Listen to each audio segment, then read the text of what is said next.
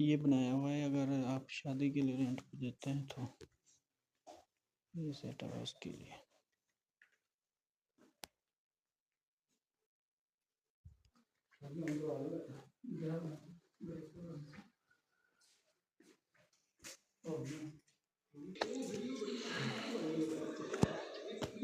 क्या कहते, वीडियो ना बनाए तो मैं मैम को कहाँ से दिखाऊंगा आपकी वीडियो, तो वो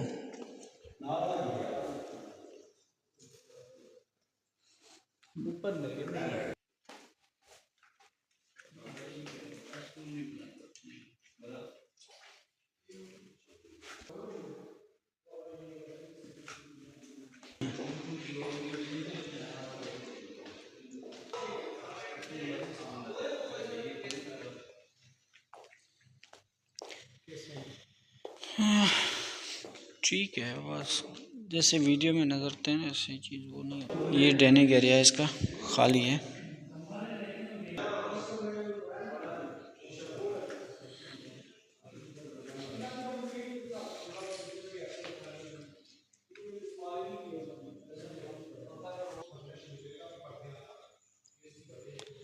जनरेटर भी रख